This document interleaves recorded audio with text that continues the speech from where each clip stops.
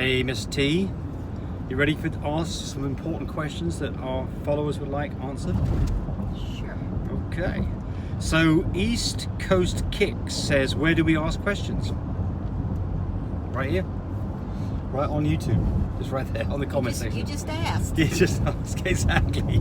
You just asked. He just asked and we gave you an answer. Yeah, just put them on. I don't promise to answer all questions that are there. I mean, I do pick and choose a little bit. Sometimes because those questions have been asked before, and sometimes the questions aren't particularly pertinent. But I mean, I do make an effort to answer most of them. And that's the only one question you get to ask right there. Yeah, that's right. Hi, I have a question, I guess. BJ Lushi. My lab puppies have gotten coccidia. They haven't been handled by anybody this time. Is it my yard? Does it go away or stay in the yard permanently? Last year, litter contracted it from a visitor. We treated them, they were fine. Now we have it again. 4 weeks old, please help. See, there's a reply here. Don't have your visitor come back. Diesel Doberman says, we had an outbreak of this a few years ago. Unless you take these steps, you will get reinfection because the eggs can live in your yard for years. To kill coccidia in the yard, first bag up all solid feces, tie them up tightly. Okay, so they've got a whole litany of things they did, and including putting some sodium borate down. Well, look, I mean, the answer to this is that coccidia is a parasite of opportunity.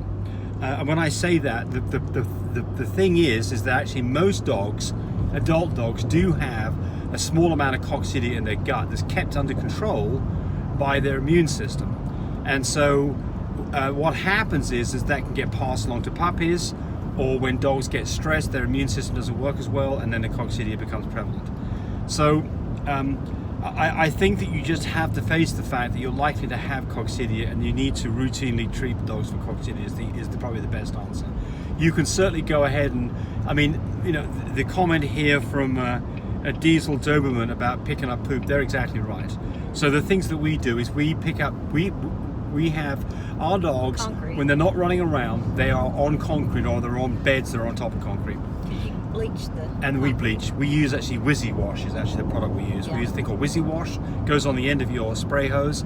It's got disinfectant in it. You can buy that on mybreedersupply.com. Yes, there you go. Yes, and we swear by it. Yes, we use it. We use Wizzy Wash, and we wash down everything in the mornings when we get up. It's go out and go pick up any poop, bag it up and get rid of it, wash down everything, let dogs out to go play. Dogs get put back up, they get fed in the evening, same thing happens again. Do we feed in the evening or in the morning? Both. Oh, do we? Okay, I didn't know that. Alright, so you see how much I know about it. I'm not the one picking the poop up, thank God. Haha! But yeah, so cleanliness is next to godliness, or however that phrase goes. Keep the poop out of the way and disinfect. And then just think how you want to live. Yeah, exactly. I mean, you know, we wash our hands and clean our clothes and all those kind of things. So, you know, hopefully you're a clean person. Yeah, exactly. Tammy would say that I'm not as clean as I need to be. He's not. So Tammy is spotless. You know, he's a little foreigner over here. Yeah, right. Well, that's right. Yes. So actually, you know, you're right about that. There is different hygienic standards in different parts of the world. Some of it comes through the fact that you don't, I mean, you know, if you go into third world countries, they don't have the same, you know, dysentery or latrines that we have over here. They're not as good. And so consequently, they probably have more problems. And I mean, things like coccidia and giardia and worms are a huge problem in the third world. And so I've read some articles that say that just a little bit of prevention in the form of things like fenbendazole, this can be used for humans, would make a huge difference to some of these third world countries in their you know, they get thin and skinny and don't want to do anything because they feel crappy. Well, when I first met James, he was a little wormy. Then I fixed that. Yeah, I'm 200 pounds now, but when she met me, I was like 76. I should say wash. 76 pounds and didn't want to get out of bed. Yeah, but back to this thing. I think that look, the simple answer is this: cleanliness, yes, but go ahead and, you know, if you've got any evidence at all of a dog that's got diarrhea, especially blood in it, or mucousy bloody diarrhea, then for the coccidia, you've got to do a flotation, which may mean you've got to go to the vet if you don't know how to do it. I've got videos on how you can do it yourself. And you can order the snap test, the Giardia snap test, and do the own snap test yourself very, very quickly. Don't have to pull any blood or anything. It's not very expensive. Get results in just a few minutes. And then, because that's the other thing that you're going to have to face is Giardia. And I mean, just be prepared for the fact that the medication is cheap, but get on top of it, get it early. And if you do that, and one last thing is there are some products that we use that are coccidia preventatives that we routinely give, and I'm going to give you the name of this because I'm not going to be able to, I never can remember the name of it. Here it is, pull it up on my phone. That product right there, and it's actually used for horses, and then you can't read it there, it's called toltrazuril. That product is actually for horses, off-label use, and it works really well, and it's a pre-treatment to stop coccidia in the first place. And we routinely give that. I just don't think you can read it here very well because of glare. The horse. Yeah. Anyway, no. Yeah, you use a very small amount of it. Yeah. It's actually 0.18 mils per pound. But I don't like giving out med directions. Much rather you found that out for yourself. Yeah. That way, you won't complain if you get it, when you get it wrong. Okay, so that was that one. That was a long one on that. Good one though.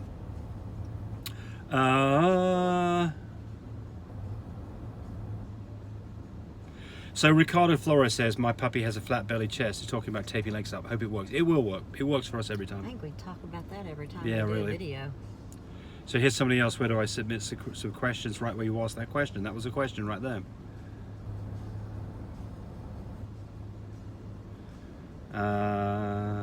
So the Wolfpack says they love watching us.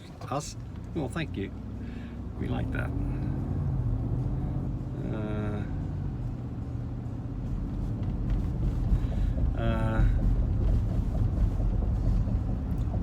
Did anybody have tacos today? Today was National Taco Day. Oh, is it? Yep. We're fixing to go eat. Are we gonna have tacos? No. Probably not. So I did a one on coprophagia, the habit of your dogs eating poop, and JF said here, I give my girls a no poo treat. It has digestive enzymes and probiotics, bromelain and pumpkin, and it's really hard to get these. Anyway, supposedly it's cut down the problem, other than they still want to eat cat poo. I mean, the cat poo's, I don't know what it is about cat poo. Maybe we need to try it. The dogs think it's delicious. James. They think it's delicious. You need to hurry up and finish. We're almost... I bred at, this is Janiel Poo Poo, who says I bred at 11.98. She bred at 12 nanograms milliliter, and I gained the following day. Do you think this was good? Yeah, probably. I'd have done it slightly differently. I'd have waited a day, and I'd have waited a day, so I'd have made it 2 days apart, and then I would have tested the second day to make sure the numbers had stayed elevated and above 15. So you were slightly early.